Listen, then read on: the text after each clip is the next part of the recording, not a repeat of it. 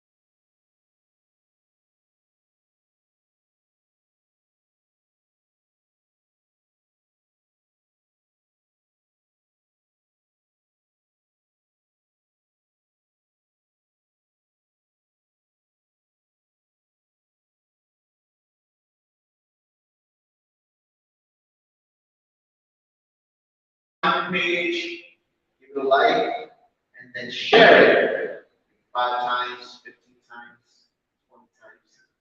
And then this will also air on the Nuestra Palabra Facebook page, but that's not all.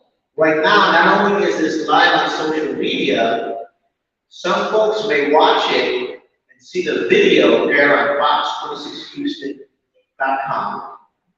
Other folks may tune in to the audio version on 90.1 FM KPFT, Houston, Texas, Houston's community station. And I do have to pause because when this airs in Fort Lauderdale, America, on free radio, which is still very important. I want people to know that 90.1 FM KPFT is listener sponsored and run, so make a donation in the name of Westside of Latino or say. Much appreciated. We do it does our part to keep that wonderful spirit of democracy on. But what's really wonderful is that people can tune in on free radio. Our business still need free radio. And they can hear cultural programming. And what I'm really proud of the station is that we're able to program events like this. So while some folks get to see it in person here, other folks get to hear it later on.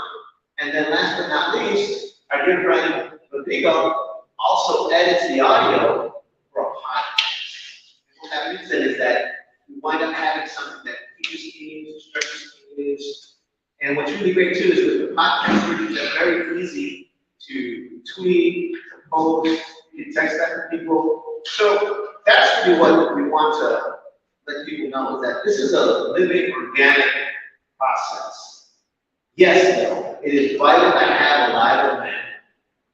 And before I introduce our fantastic writers that are going to really give us a great range of the Chicano power of writing. But I need you to understand that we are broadcasting from the Latino Bookstore at the Guadalupe Cultural Arts Center. And this is the only Latino bookstore in Texas. And again, when I say that, I don't say that to dismiss the work of, for example, Resistencia Bookstore. And of course, right now I want to mention that Revolucion is the subject of a documentary that's playing across the street tomorrow.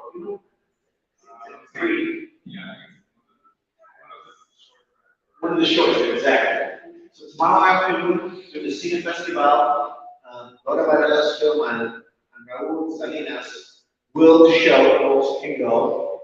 And then, of course, he's one of the progenitors of Chicano literature in that era. But he was very involved in Asistencia, and I have a lot of respect for Asistencia.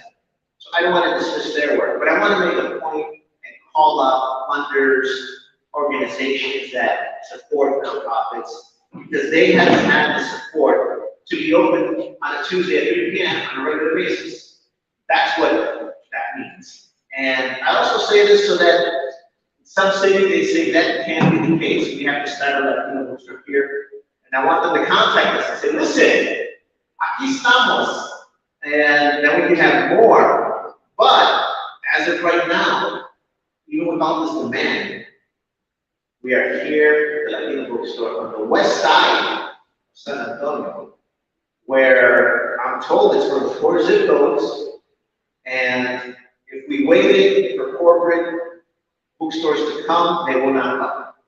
So it is very important to have the live event and for folks to come and purchase the books on a regular basis and to support the Texas Author Series, which takes place every second Friday of the month. And before I give the long introduction, I do want to let you know that in a little bit we'll be hearing from Dr. Christopher Carmona, his book Rinche, Revolucion, Volume 2, and Dr. Elizabeth Farfan Santos, her books Undocumented Motherhood, Conversations on Love, Trauma, and Border Crossing. And we'll make note, we chatted earlier, and what's so cool is that for some Elizabeth, hey, you know we have your book in stock. She said, yes, because I read about it, and I want to give a shout out to San Antonio Magazine, because they can do regular stores on some of our bestsellers, and your book has been one of the bestsellers. So first of all,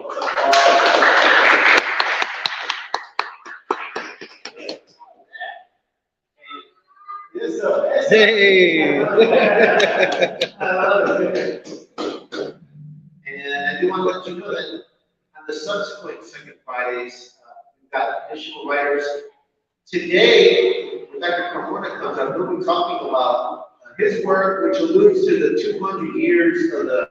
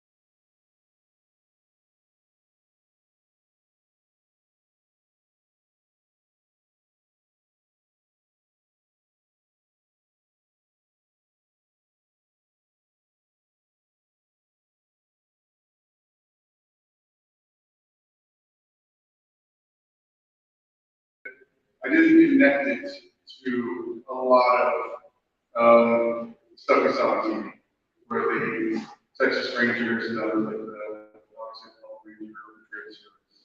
So you grow up, you're watching Westerns, and then you're hearing the stories. That's the two things don't connect. And it's James Baldwin who said when the first time like that he realized, he was watching all these like John Wayne movies, and it was the first time he came to social consciousness when he realized everything. That was the first time that really this whole like we start to look at ourselves over the Mexican Americans, people are always Mexicans and Western. But the stories of what happened to the people down there. Through it, so I heard my grandfather tell us stories for the kids, but it wasn't until I was much older. My grandfather was in his 90s. That I realized that it's actually here in San Antonio when I was talking with Sonia Sola about who was also from the right now. She just recently retired from the GCAC. We were talking about the Rangers, and there was a graduate student like 12, 13 years ago. Graduate student there from UCLA, and we were talking about the she never heard any of the stories. And she was a PhD candidate at UCLA in Chicano. Never heard any of the stories. The only thing she knew about the Texas Ranger was walking Texas Ranger. And so that was the first button to see to get like, okay, so like to write about this type of research. So when I first saw that, okay, I'm gonna go and start looking. Remember my grandfather was telling me stories and they couldn't find anything. There wasn't anything in the history books. And this is right about the time when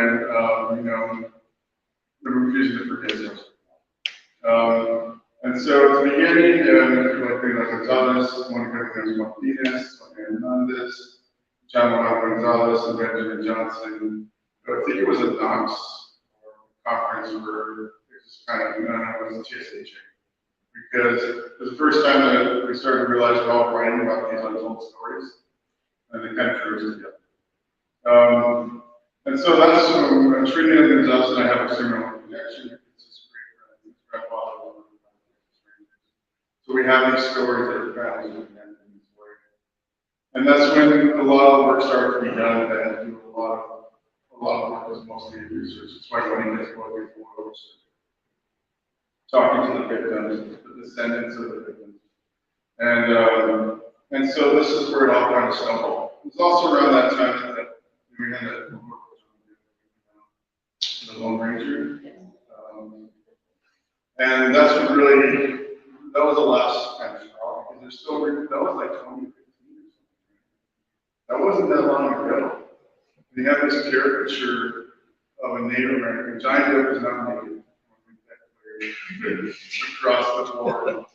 And what really did it was at the beginning of that movie, there's a scene where an old Tonto was in the scene. And he starts talking to the kids, starts telling the whole story of the Lone Ranger. But that scene is traumatic for a lot of Native people because there's a very famous story in the Native American studies about Rinche. Rinche was the last of his tribe, and he actually was sort of enslaved into this museum to live in the last part of his life. So it becomes a huge traumatic wound, and that's what they opened their movie with. And I was like, that was kind of, so I had to respond. And so this book, this series became a response to that, talking to a lot of other people. And so the other thing that also happens is, this is the beginning of all the superhero stuff. And there are no, really up until barely getting one superhero yes. It only took them 50 years to come up. But we don't have a lot of people. And so I thought I would create this character for that reason. And he's dressed like, there's a whole lot of reasons why he's dressed like this. Because there's a lot of extra to the story. But the character himself is the son of a landowner. And the story starts after he gets out of college, the light skin. and he's ambushed, his family's ambushed by the Texas Rangers, he's left for dead, and he gets picked up by these two characters. One of them was just Bass Reeves, who was an actual historical figure. Bass Reeves was the most successful lawman in history. He was also African American, and they basically the archetype of the lawman. Nobody knows it. I didn't know who he was until I went to an art exhibit 13 years ago and saw his portrait of the class and it's just a real Rinche. That's the first time I ever started doing research on him and found out that it was his whole life. He was the hero of like 1,400 people. He was the most successful and so Bass, and I could put him in here as a basic figure, and then another character as well. They kind of start this quest, this is the fight with Texas. And so, there's Japanese people, there's actually a lot of Japanese population there in South, and then ninja powers. And so all this kind of wheels is interesting, but the books themselves, yes, they're fiction, but they revolve around real historical events. Like the major story, about things that happen in this really happen. I bring in a lot of historical figures most people don't know. The second and third book will be the Honest Promise. Bass Reeves is in this as well. Grant Johnson, most people don't know who Grant Johnson was. Grant Johnson was the Bass Reeves' Native American partner, which was so we're bringing Grant as well. Santa Bezania, who was a famous revolutionary fighter in the Texas Rangers at the time. Two people down there. We know about his story of Williams. And others. So I bring in a lot of these figures that were real people to tell their stories. And it was a lot of research to bring all this together, to tell these stories, to bring these historic events to life. The third book, which I just finished, the first full round, which should be out probably next year, brings in a lot more. And each one takes place around a very specific point in this history. And so this is what these books are. They are young adult kind of, I guess you call fantasy novels, but they read in the history. Which for me, the hardest thing was that like my nephews and the younger generations don't even have that connection to this anymore. Like my grandfather passed away when he was 85. So he was the last direct connection that we had to them. And they're not teaching this in schools. So I want to be able to tell these stories to younger generations so they don't forget. For a lot of religions, never knew their own history. They never knew that South Texas was run and ruled by Mexican Americans for over 300 years. There were rich families that sent their kids to college. J.T. Canales is another one that's in these books. J.T. Canales was a lawyer. He was the only Mexican American legislature in the state of Texas at the time. He's the one that brought the hearings against the Texas Rangers in 1990. Was able to successfully reduce their forces facing this family until 1935 when they reconstituted the Department of Public Safety. Those hearings are extremely important, and it was all J.T. Canales doing. J.T. Canales also goes on to be one of the founders of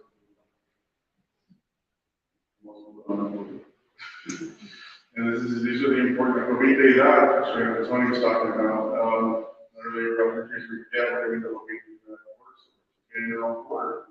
Well, we don't know what we do. She was the only reporter that was covering the lynchings of the I'm going to do the San Antonio Express News, you can the thing. That said they were going to stop covering the death of this. So we pick up our publishing. And so she spent half of her, she was a journalist, so about going to go was her paper for a long time. And then she moved to San Antonio for the second half and then became a news journalist. But all these people are bringing in because they're extremely important to the earth and extremely important to the history. So you have all this kind of going on, and so what I do is I wrap all this history and to tell these people's stories. So I'm just going to read a little bit here. So this is the scene from the first book, where Choni, who's the main character, is when he's been left for dead. Says that bolt swallowed him whole, but it wouldn't kill him. He felt trapped by gunpowder waiting to explode. He struggled to breathe, each breath turning more and more shallow. The dull pain rumbled through his chest as the second shot ricocheted off the borrowed reaching badge. His life didn't flash before his eyes like it was supposed to. He was just trapped in that moment, swallowed by the weight of it. Breath seemed to abandon him when he needed it most. He didn't know which breath was going to be his last, so he counted 1, 2, 3, 4, and then on 5 he stopped. He let his thoughts just flow out of him, his mother, the train ride home, Inez in the barn, the last time before he left Austin, before she had been in his brother. She was in high school with his young love. Before the birth of his nephew, the last night, with all that kept him there, in space where there's nothing but dark and false. The wind swept him further and further away, and in the sound he heard something. A voice. It was his voice. But it wasn't. And then he heard arguing. He heard a voice say, "They're all dead. We've got to go." And then, "No, I won't let them get away with it. It's not this time." And so he felt something deep inside his chest. Something bump out, and then it coughed. That's when they find him alive there. So that's kind of the start of the story. And so the second book came out actually during COVID. So this past year is the first time I've really been short reviews. And then the third book's going to be coming through soon. There's actually 4 books in this series. And the fourth one does take place around Undocumented. So with this one, here's the book is about to come out there in 1915, which is the bloodiest year of the Matanza. And the estimates were between 500 people were lynched in one side. 1919 is known as genocide. Study the history of race in this country. That's when hundreds of thousands of immigrants were lynched in Texas. They call it Red Summer. So all these histories are connected. But the second book kind of opens when Inez is his childhood love, and they kind of reconnect at the end of the first book, and she realizes he's still alive, and they kind of have this secret relationship for a while. So this is when it starts. This is a story about love. It's a story that begins with darkness, with fear, with silence, and something happens. Something rises from within. The first step is taken in the second, and a long journey towards the light, towards someone else in the dark to reach out. From tristeza, because you can't have a love story without a wound. So deep it burns us all. This is the story of Inez and Choni.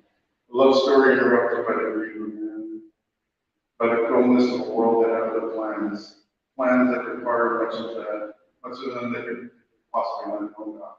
There was such a thing as true love, was the way Inez and Choni would be once in a while. The princess bride, buttercup. But Choni and Inez were not that lucky. Their story was not a fairy tale. They had found each other when they were kids. They were linked by their green eyes, and they never truly understood why. They loved each other from that start, but that love was snatched from them when Choni was sent away to school. Inez was left behind. Theirs was a love forbidden by Choni's parents. He was to be the lawyer to save their lands from the angle machine rolling over them. So for 9 years, Choni stayed away. Inez made a different choice. She married his older brother, Guadalupe, and bore his son. She was brewed to be the Carmona. She was lost to Choni. And so he resigned himself to his books. It was all he could do to squash his heart. Then he graduated. He returned home. With that day of the beaches that will cross them and master them. All but Inez and her son. Choni died with his brother and his father that fateful night.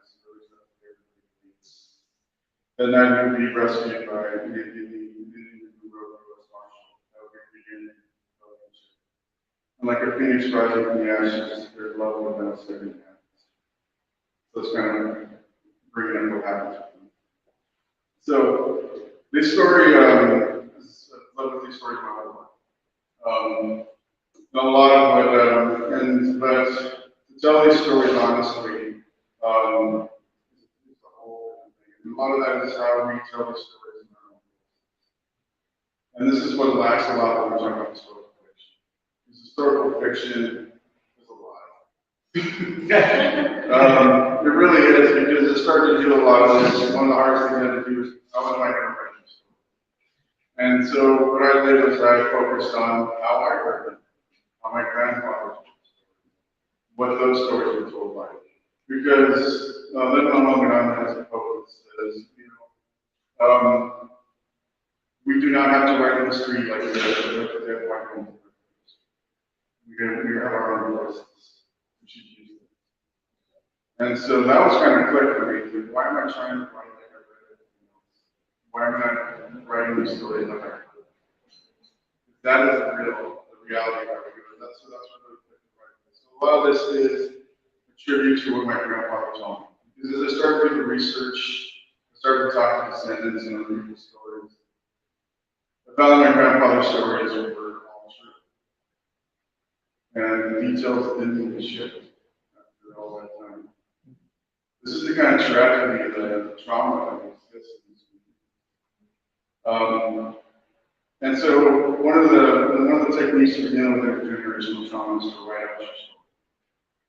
To write it out and to have actually, and when you write it out and tell them to read that story, to actually have someone read it to you, you start to connect, you start to release that trauma. And in a lot of ways, that's what this is. Like the trauma that my grandfather and my great-grandparents grew up with. I was telling these stories. Finally, because the history books are not we just got rolled back a lot.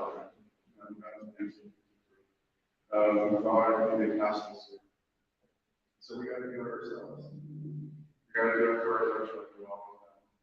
This is all based on the medical evidence that works. The corridos.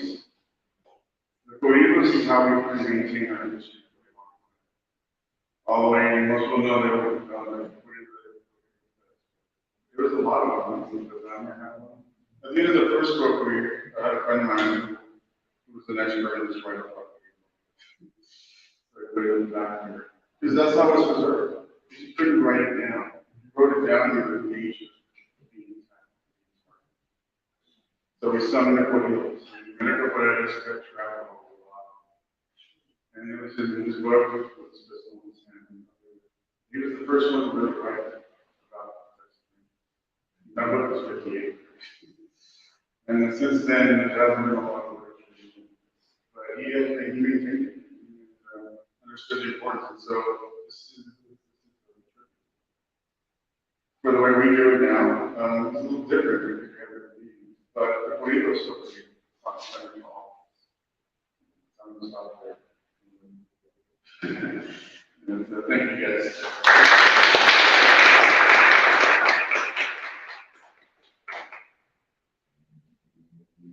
Thank you very much, Christopher. And it's very nice to see the study of the poet, writer, scholar, professor, activist, and all that leads up to what they do.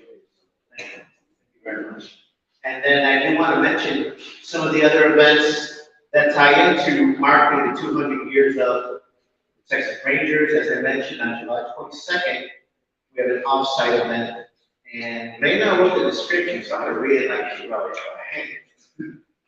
2023 marks the 200th anniversary of the Texas Rangers, discussing their impact on Mexican Americans and their history of violence as captured in both their fiction and nonfiction. Authors Reina Grande, A Battle of Love and Glory, Omar Valero Jimenez, River of Hope, Forging Identity in the Nation of Rio Grande Borderlands, will talk about their work. And that is a free event, Saturday, July 22nd at 2 p.m. at the public library, 600 Soledad. But I do want to mention a lot of what we're talking about reverberates, and as you said, if we don't create these events, no one else will. I do have to mention that Right now, there's so many rules to say our books are shelves. It was passive before, that's why there's only one books in Texas. Now we're very aggressive, and if we do not build Latino friendly libraries, support public libraries, and create underground libraries, there will be book deserts everywhere, is what some people want. We're not going to let that happen. And I do want to give a shout out to scholars and writers supporting other scholars and writers. I mentioned them earlier, but joining us today, and it's not that they will be here September 8th as the stars, pero ahora están apoyando los demás. I think that's so cool. So you have to Carmona Santos, Adriana M. Santos, and Captain Gillen. They are the geniuses behind the Bard in the Borderlands and Anthology of Shakespeare, Appropriation in La Frontera. So, plus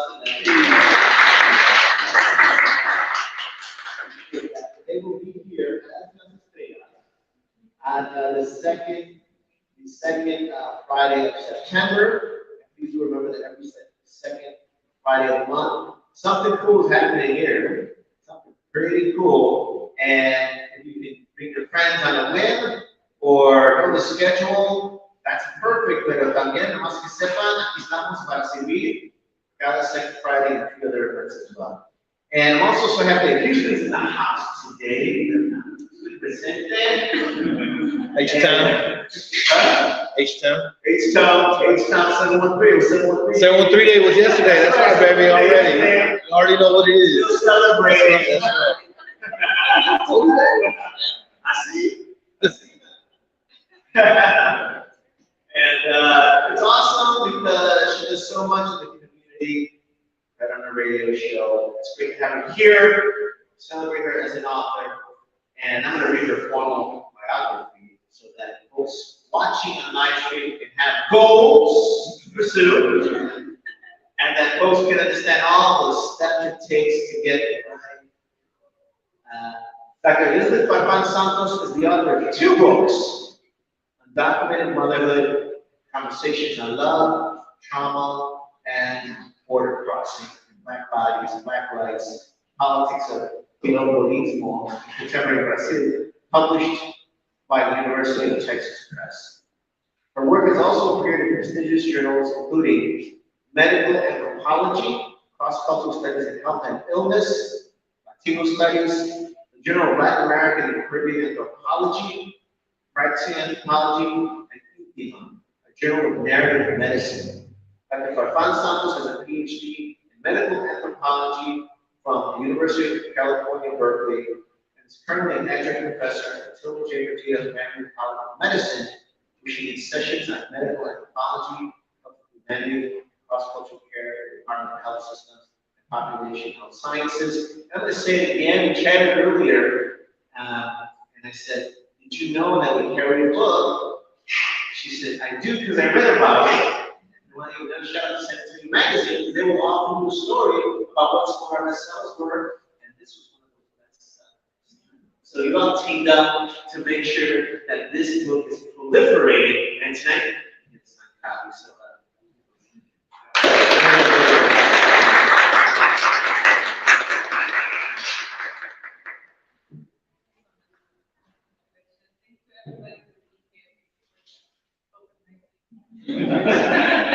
I'm really loud, so I think I need it.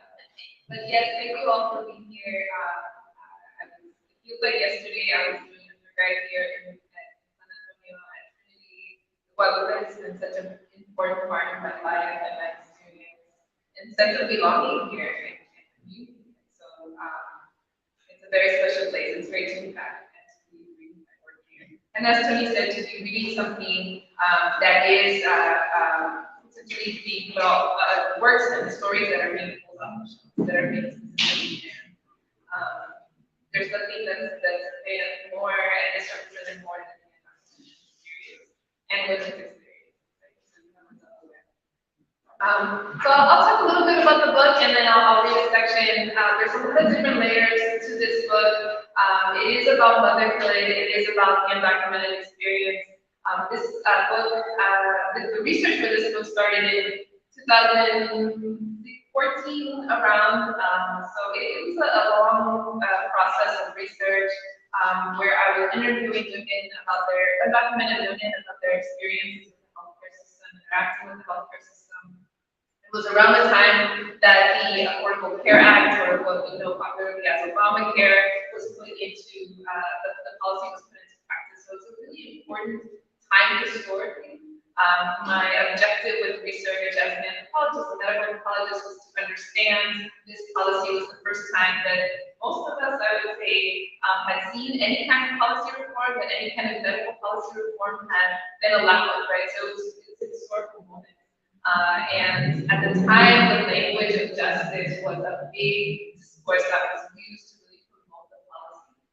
And so it was exciting. There was a campaign of hope that you remember back in the day with Obama, right? The campaign of hope. There was a lot of hope for potential for universal health care.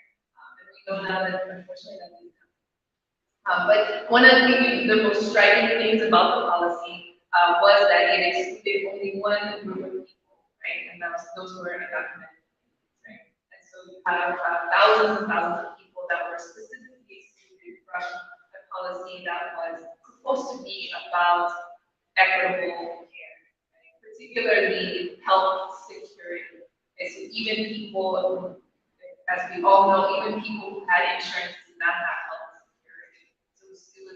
So it was so striking. At the time, I don't think a lot of people really even thought about it because there was so much backlash against the law. It just came as a person. So I wanted to research that. I wanted to understand how communities were experiencing that exclusion and what that meant.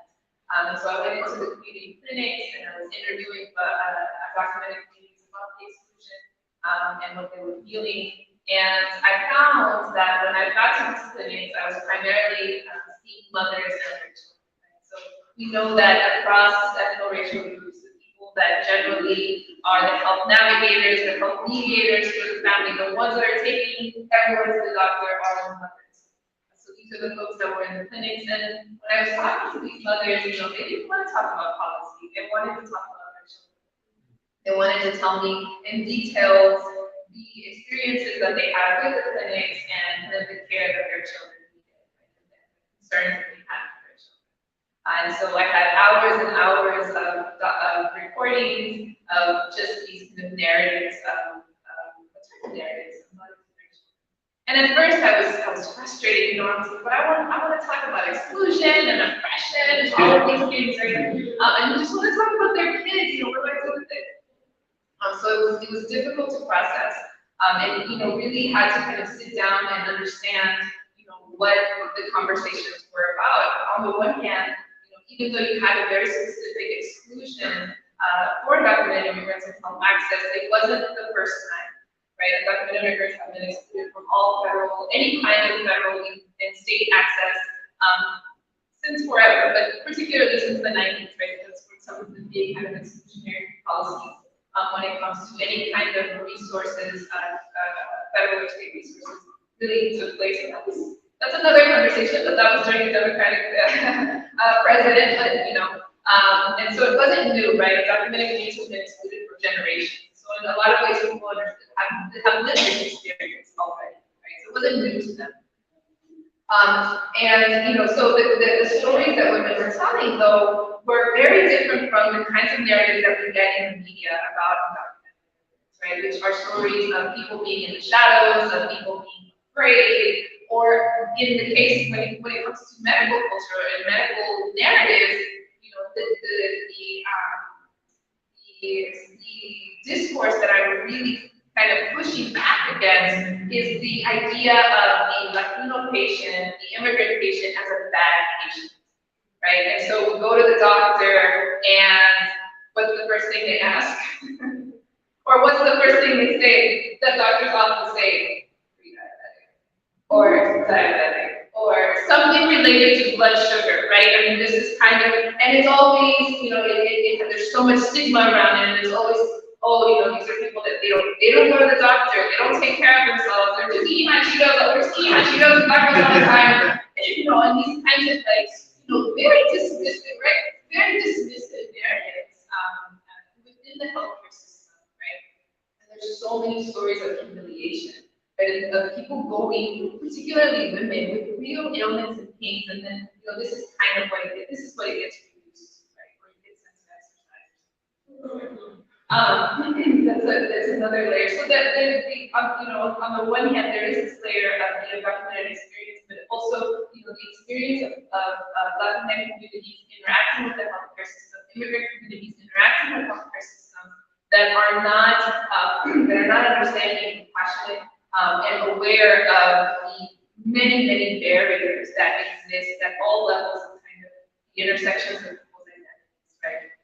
Why is it that people are not going to the doctor?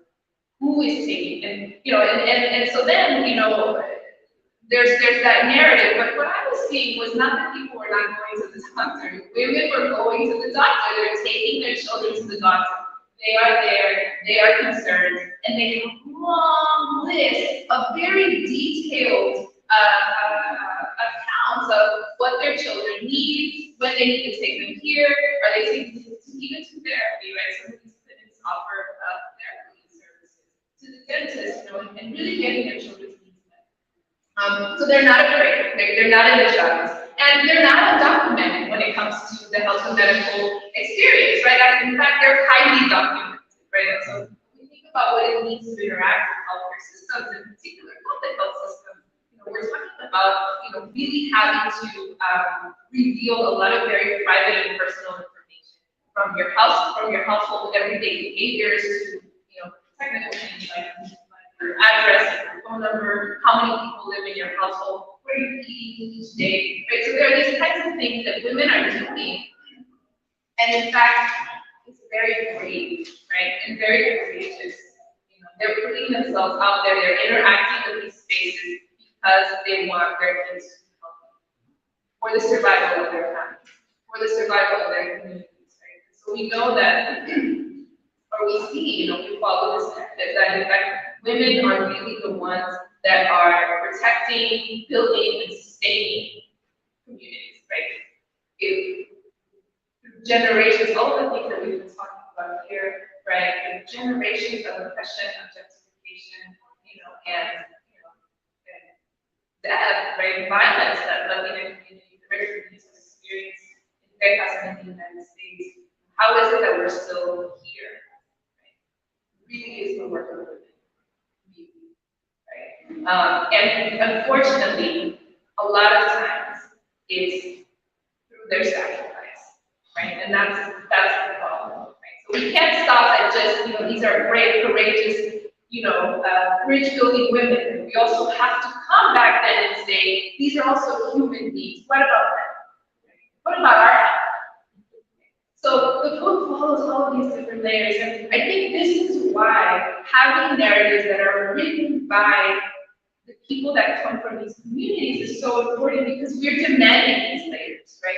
We're demanding to not just be seen as a one-dimensional, two-dimensional, or three-dimensional object, right? So yeah, I'm not just a woman, I'm not just undocumented, I'm not just an immigrant, all of those things. I'm also a mother and a sister, and also have these other deep and important relationships, hopes and dreams and aspirations for my family, right? And so these are the kinds of things that undocumented motherhood encompasses. So the title itself is a play on words. So on the one hand, it's about the undocumented experience, but everything that isn't, that we don't forget about what it means to be a mother.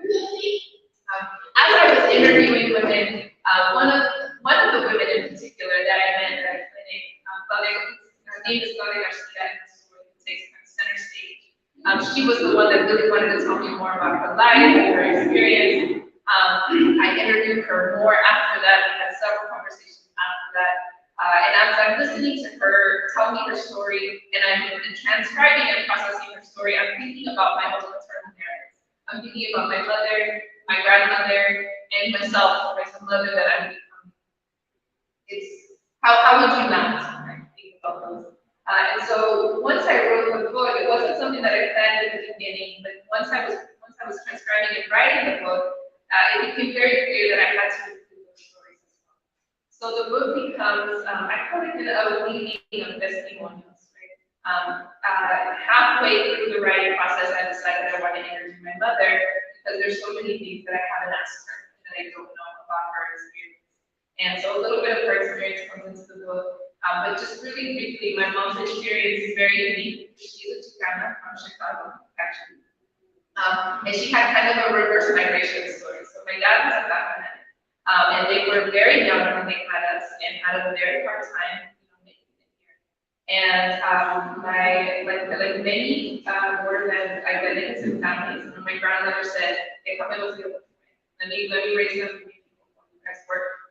And that's what she did. She took us. And then she couldn't stand it. She couldn't stand it. She couldn't do without us. And so my dad said, why don't we go try to make a life over there? And so they actually went, the other way, right? So she went to Mexico and they tried to make a life. And so you'll have to read the book to find out how it went. It was a struggle, right? It was a struggle. And again, my parents were young, teenage parents, didn't get to finish their schooling like many of our parents. And so it was difficult for them, right? And so, I talk about what it was like listening to Claudia talk about her separation from her daughter on the border and how painful that was for her. And then remember my separation from my mother, where as a daughter, I remember it very fondly at the time I grew up with my mother. I believe that. I'm not gonna cry. I'm not gonna get my tears today. I never thought about what that experience may have been like for my mother. Right? And so I did go back and ask her about that, and was able to kind of get her side of the story. It was interesting because as I'm talking to Claudia, she's so worried about what Natalia is going to remember about the border crossing. Right? And she's going to remember all of these traumatic things that happened, the sacrifices that she had to make, the separations, and she's speculating and in tears most of the time, right?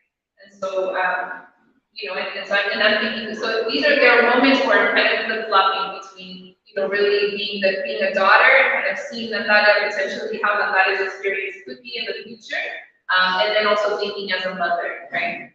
And I'm just trying to understand her experience as a mother. All of those layers, kind of woven in and out throughout the book. In a style I hope that is, very, that flows and that really, ebbs and leads, and rather than being kind of hard academic. It's not at all, actually. So I'm going to read a short excerpt from chapter 3, which is called What Sickness? And this is where I finally get Claudia to talk about some of the things that she's doing. And it took me a long time with some of the other women that I interviewed. I had learned that I couldn't come out and just ask them about their own personal experiences. It was too hard for them. They had to talk first about their children. And so I had to have several conversations with Claudia where I was reminding her that we were going to come back to her, that we were going to talk about her eventually, kind of prepping her for it. And even then, it was a much shorter, much more truncated story than some of the other conversations about that. Right now, I am sick. I have a sickness que llamo sequita. It's a sickness in my bones. I get sudden pains in my joints. Some days it's worse than others, but the pain is always there. Despite that, I still get up at 5 in the morning and make lunch for my daughters, bathe them and take them to school, everything. A lot of times I just have to do it all like that, with pain and everything.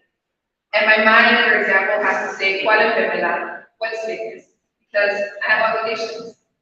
The sickness in my bones is called fibromyalgia, I asked. Yeah, something like that. They just discovered I had it like 5 months ago. I went to the doctor because I didn't feel well. I felt really bad. I would get a lot of fevers and I had so much pain in my bones. I would get chills and I just couldn't stand it. My head would hurt so bad. I would get hit with a pain here and then this whole side of my body would hurt. Me sentía muy mal. I had been feeling that way for a long time. So one day I just said, no more. I was driving and the headache hit me and I felt dizzy like I wanted to vomit myself. So that was when I went to the doctor. And I told him everything I was feeling.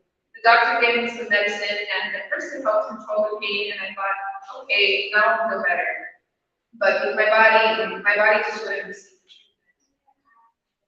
According to the Center for Disease and Control and Prevention, Common symptoms of fibromyalgia are pain and stiffness all over the body, headaches and migraines, fatigue, tingling or numbness, digestive issues, depression, and anxiety. Claudia recalled that she had been diagnosed with fibromyalgia only a few months before our conversation. It made me wonder how long she may have been dealing with the symptoms, how long she'd gone undiagnosed, and how fibromyalgia may have affected her mothering in the months after she first arrived in the United States. As I did more research on the illness, I read that there weren't really any definitive answers on the illness. I read that to what might cause fibromyalgia, but there are some theories and associations. Most of the publications I read concluded that symptoms of fibromyalgia often begin after a traumatic physical or psychological experience, and women are more likely to develop it. I thought back to Claudia's migration story, the desperation she felt to leave, fleeing everything and everyone she knew, the multiple failed attempts to cross the river, the fear of drowning, the fear of drowning, all the times she had to say goodbye to Naki and her with coyotes, the fear of what might happen and of possibly never seeing her daughter again, the guilt of putting her in the care of strangers. I thought about how Claudia's body was shoved into the roof bearing of an 18-wheeler truck, the terror she felt when she was caught and left in the desert with a strange man, and then threatened with death and raped by the people who were supposed to get her safely across the border. I thought about her being caught by immigration and thrown in the detention center, the fear of being erased, of having no way to contact her family and call for help, the extreme cold and the humiliation of not having the privacy to fulfill basic human needs, such as using the bathroom. Even after all that, she kept trying to cross. She had to, for nothing. I thought about how Claudia was stuffed inside of another truck with dozens of other people who she didn't know, mostly men, crammed in like sardines. How she had to listen to a woman being raped and waited hard to see if she would be next. How she had to try as hard as she could to be quiet and invisible so she wouldn't be caught by immigration and so she wouldn't stand out to the men. I thought about her walking across the desert in the middle of the night, stepping over cadavers and snakes, terrified of lagging, getting separated from the group, her feet destroyed, bleeding and blistered, exhausted and barely able to walk. Yes, I thought to myself, that sounds like a pretty traumatic physical and psychological experience, or rather experiences, multiple, repeated, concentrated. The body records trauma. The collateral damage of migration and shock was forever carved into Claudia's body. I think about how it would feel to have anything carved into my body. Of course it would hurt, but would the pain linger and migrate for days, years? But I feel the pain deep in my bones, in my joints, and the parts of my body that stitch me together and make me whole. But I get migraines and get so overwhelmed by the pain that I would fall into deep despair, into depression. I don't think Claudia made the connection between fibromyalgia and her symptoms and her migration. When I asked if she'd ever thought about it, she seemed surprised at first and said, like, maybe it makes sense. She asked, as though a connection had been made. It was all too much to think about. Another word for trauma can be susto. My grandmother took susto very seriously. She taught me that when you experience a traumatic event, your spirit is jolted out of your body, frightened away, leaving you disoriented and vulnerable. If you don't take care to recover your frightened spirit, your body remains defenseless, open, and more susceptible to additional harm, including illness. Over and over, Claudia referred to her migration story as horrible, we failed. I think she understood that it was a traumatizing event, but from what she shared with me, she hadn't named the trauma, the susto, or taken the time to begin healing her spirit, to call it back to her body. Claudia couldn't really say how long she'd experienced the symptoms of fibromyalgia, but she was sure it started after she migrated to the United States. I thought about her revelation of feeling overwhelmed and hopeless as Naki's mother and sole caregiver. Seemingly disparate parts of her story were beginning to connect. The physical body of trauma was forming like a puzzle, coming into view with each intangible piece. For years, Claudia had been suffering from the symptoms of fibromyalgia, feeling chronic and invasive pain all over her body, while also fighting with doctors to obtain care for her daughter, worrying about how she would pay for everything and being tortured by migraines, nausea, and dizziness.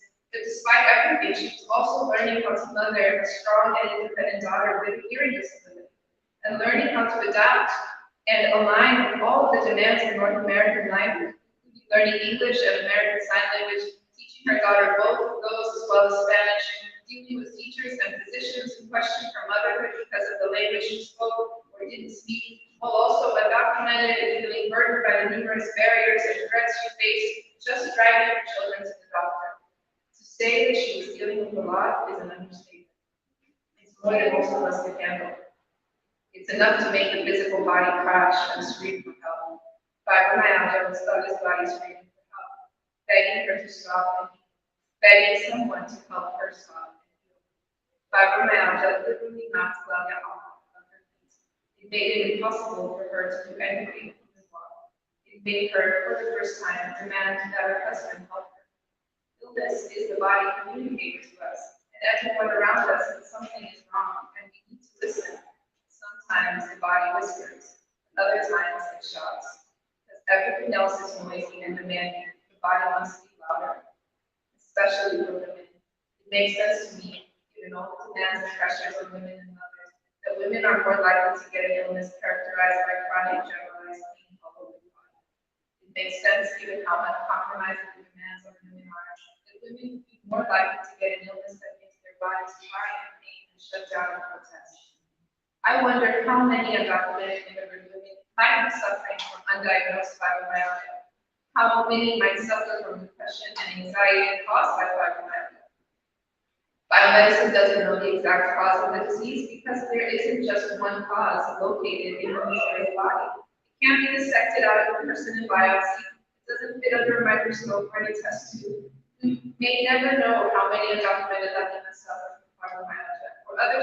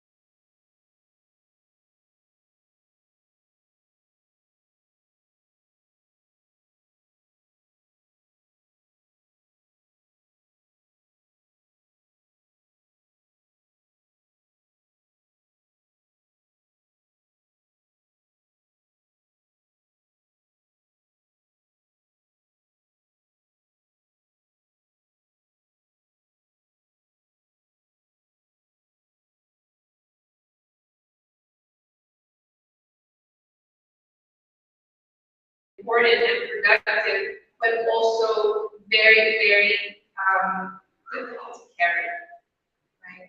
And I found that as I've read the book in different places, this is kind of one of the narratives that really hits a lot of women. Because again, when you're growing up with in this family and community, right, you see all of the layers, right? So for me, when I'm writing about this community, I'm always, and when I'm thinking about the discourses out there, I'm always thinking we're not just vulnerable, right? We're not just under-resourced. We're not just, pobrecitos, right?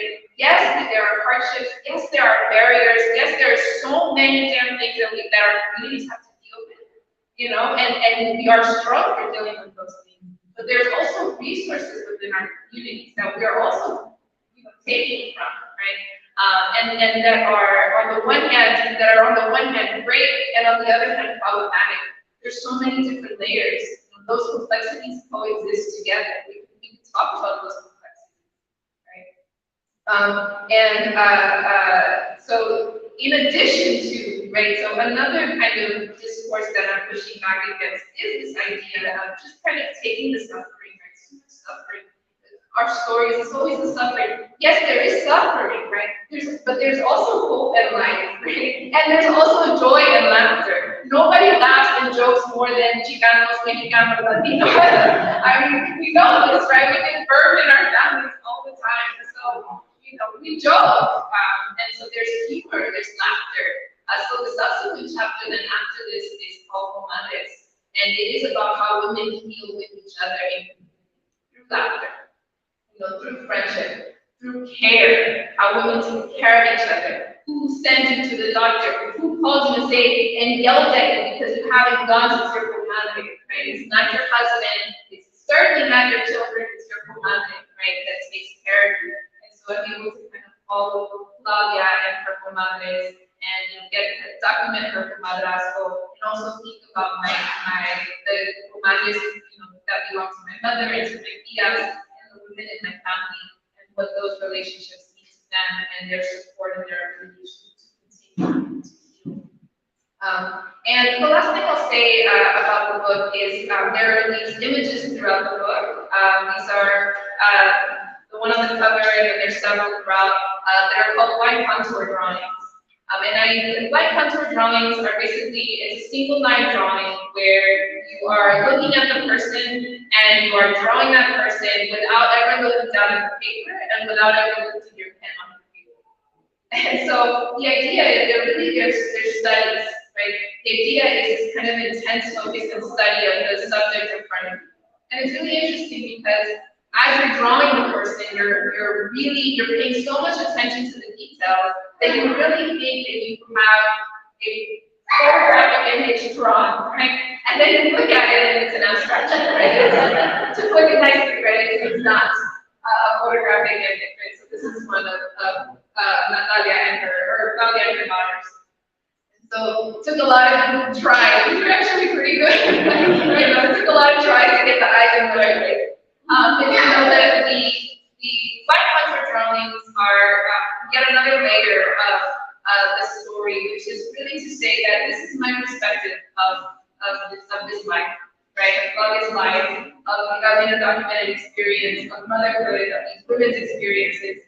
Claudia is a complex, living human, right? Whose life continues to evolve and change. Her life is, we were to both sit down and write this book again, today it would be completely different because she's different, I'm different, these are communities and people that are constantly changing and evolving. And that may seem simple, but it's so important to emphasize that within our stories because again, immigrant communities in particular, undocumented communities have become so objectified, right? They are these objects, right? They're just these political objects. And we forget that these are just like you and me, people who have complex, and constantly changing and evolving lives, right? That we can't just, so I can't just say that this is the authentic story, this is the story, this is just one perspective, right?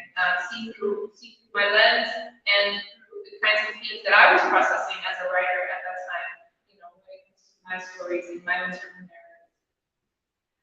So thank you again for having me and for listening, and I hope we go over the rest of the book.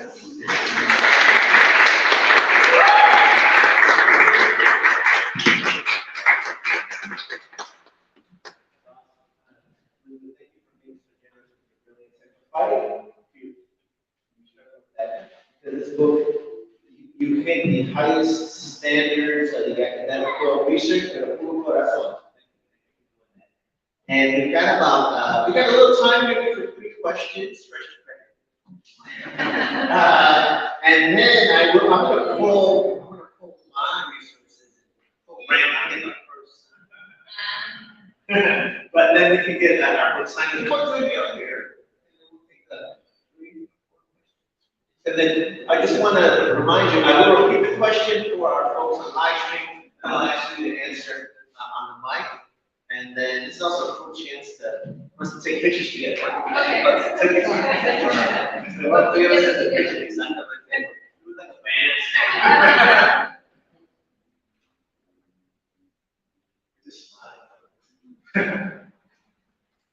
Oh, I should call our director.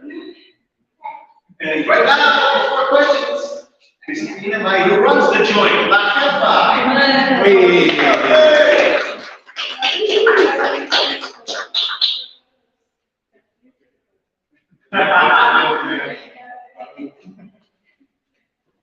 Well, Christina's juggling many things, including her senior festival. Yes.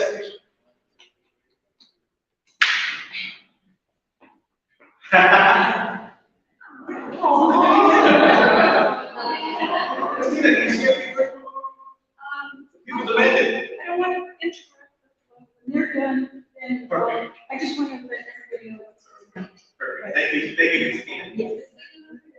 Of course, the Guadalupe does so many wonderful things. Valerie, yes, first question.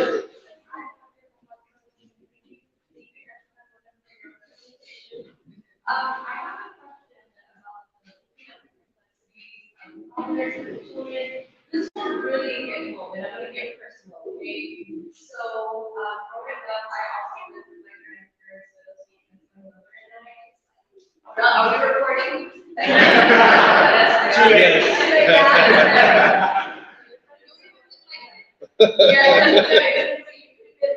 right, so it was when I was like 15, 16, 17, 18, and then like throughout my 20s, finally in my 30s-ish, but I was like slightly little judge, and even when I was getting my doctorate at GCAC, I was the one who left, right? So whenever there's algo que you know, at home, it's well, you're the one who left, right? You know, right? So it's you know, so then later it's like,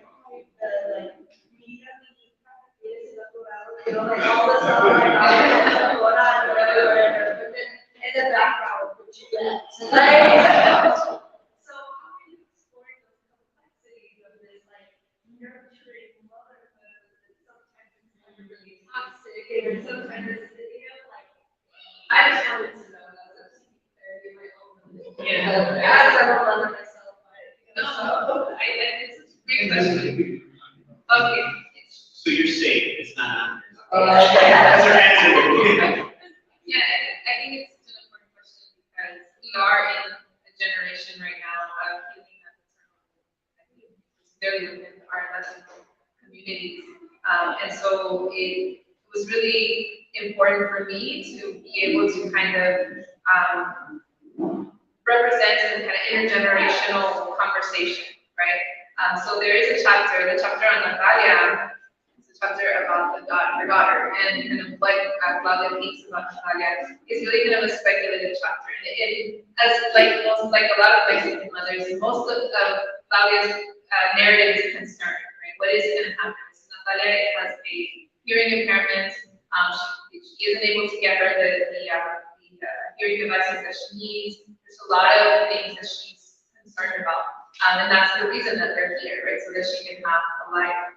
But Natalia is also incredibly strong and independent, just like my daughter, who will not be sat down, right? She's gonna do what she's gonna do. And that was very much Natalia, right? And so she would tell me stories of, I just want her to wear a nice dress, or maybe just look neat. Why does she have to dress like a boy? And why does she have to throw her runner sign instead of just having a nice smile? She's kind of a comparable to, you know, she's only about, I think she was about 4 at the time. Okay? So she was, you know, she was so concerned. And one of the things she would go back and forth is, you know, she would say, I want her to be strong, but I don't want her to be ruda. So she kept calling her ruda, like aggressive, right? And that triggered something in me because I was called ruda and aggressive when I was in here, right? That was me, you know. And you know, that kind of independent spirit, that questioning spirit was really more of a concern, right? What if that causes you to have doors closed for you? You know, what if it causes you suffering and hardship? Why can't you just be nice and smile, right?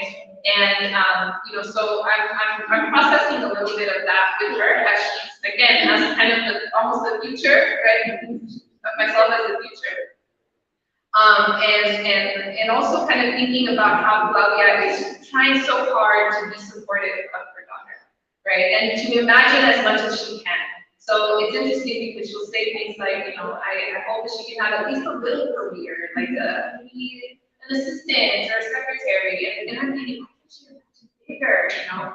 And it makes sense though, right? Because she made this journey. I mean, this is you think about undocumented immigrants are you know, really taking these leaps of faith, pioneering, right, and changing in their lives in ways that most of us can't even move to another neighborhood without having a panic attack about what if it's the wrong school, right? And you know, we have very minor things, right? So these are people that are, you know, constructing entire realities. Because thinking on those layers, she's going. It's a layered experience of how she's kind of imagined that experience. So imagining her daughter even having a doctorate, you know, potentially, right? Not being an assistant, but a head doc, right? You know, is another layer of imagination, right? That I'm able to speculate. So I speculate that for them. And what I see, I'm getting to the part of my question right now. What I see as this book is being read is that it's really being picked up by young women who are reading it and thinking about their mothers. And it's leading them. So I just went to, I was invited by some undergraduate students in California, and when they read the book, they wanted to interview their mothers, their grandmothers. And you know, there was even a young man who was just in tears, you know, similar situations, such just butting heads with his mother. It's like, but I want to understand her as a woman, you know? And he said that, he's like this 19-year-old, you know, undergrad, he's like, I want to understand my mom as a woman, and I'm like, wow, I've succeeded. And so just, I think, we, you know, as Latina communities, you know, our generational, our narratives, our connections, you know, they're so deep that we can't just have these kind of, you know, cuts and separations with our family members, toxic family members, right? It doesn't work that way, right? Because that's so ingrained within us. So it is important that as much as it hurts, that we're able to go back and have conversations and understand. It doesn't mean that we have to accept it or that it doesn't hurt, but I think there is a healing that happens when you're able to go back and see and think about your mother as a woman and what she may have been experiencing, or the resources that she had, the difficulties that she was having. You know, there was a moment when my mom said, you know, sometimes she was in Mexico. She said sometimes I would just go back to my room and I would put on. She had one Michael Jackson CD or disc that she would listen to, and she said I would just play that and I would cry, you know, because she was experiencing all of these different things.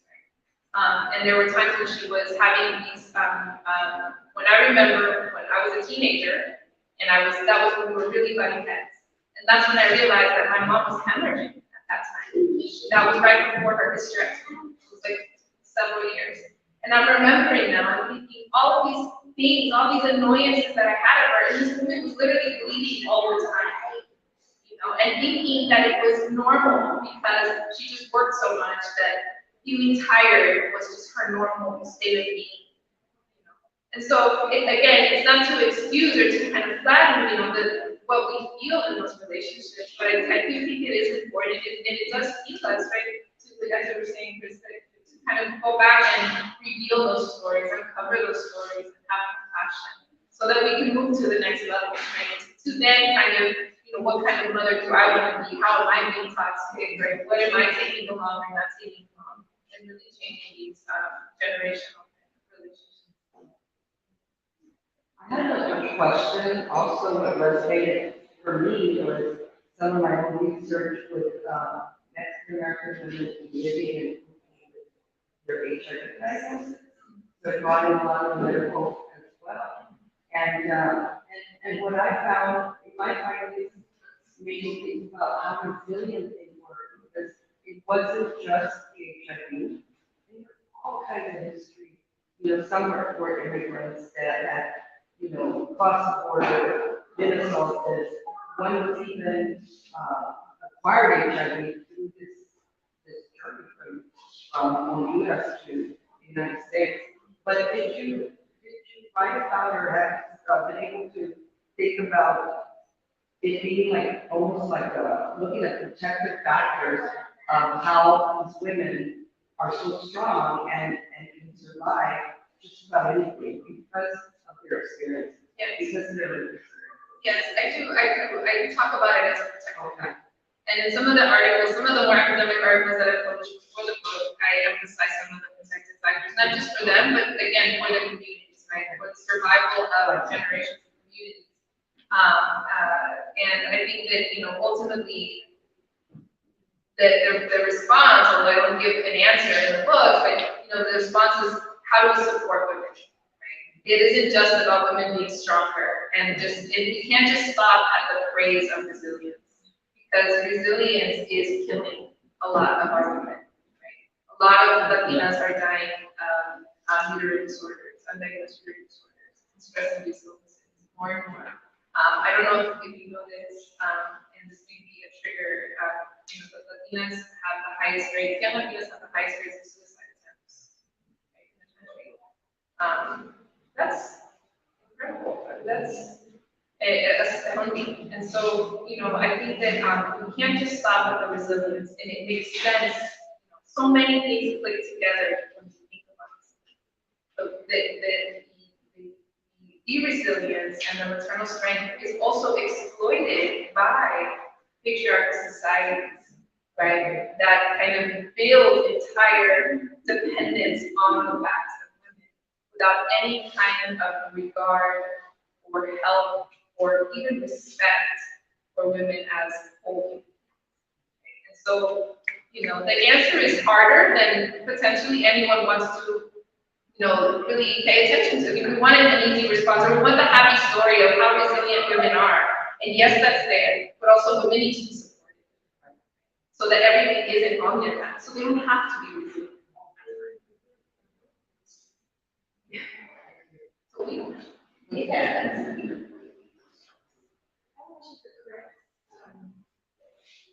So thank you so much for both of your really talks.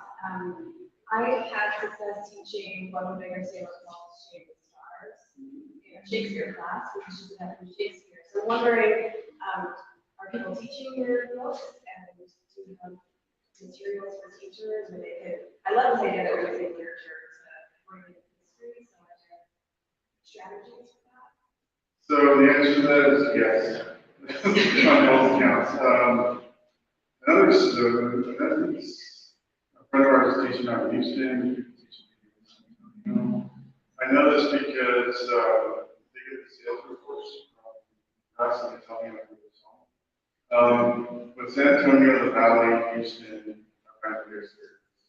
And Texas. But yeah, it has developed teaching both of us. Yes, right. So then also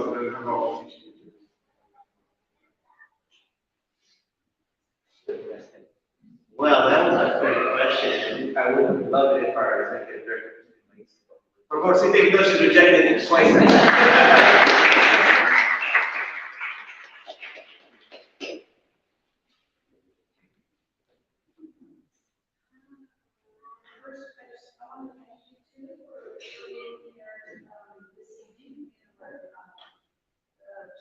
Very hard to feature the best that we have on the authors in Texas. So it's definitely part of that, and we see the library too, or inventory in our bookstore. So thanks, congratulations on your work, and good luck, and we will definitely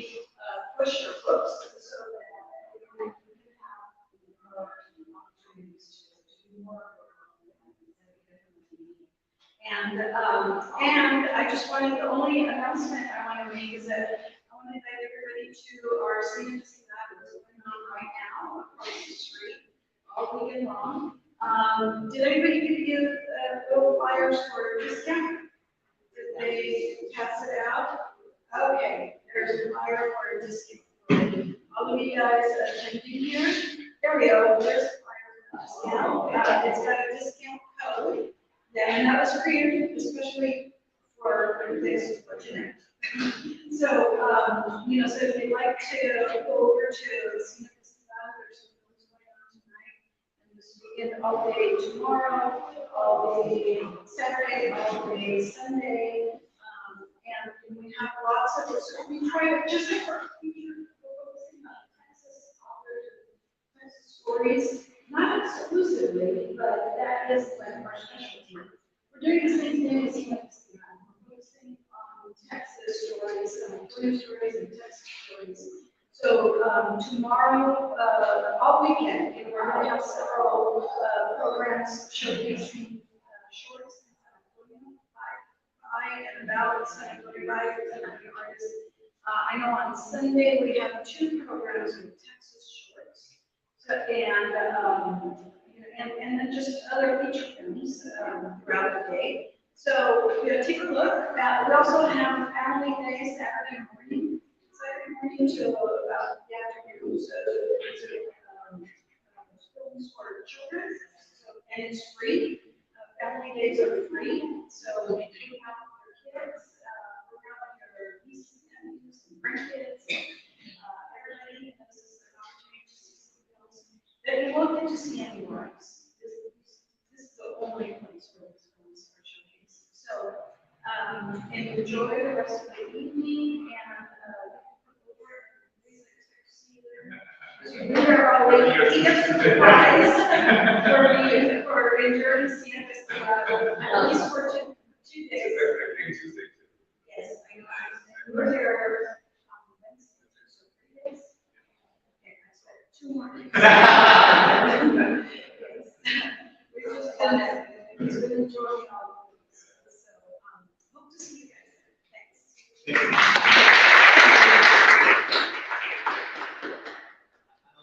At 3 p.m. tomorrow is the short film on Revolucion Presente, the film by Laura Varela. Thank you, Christina. Hey, no Christina, no bookstore. So thank you for all that you do, including running back and forth and all the other things that you do. So thank you so much for the broadcast right there. Thank you all for your support.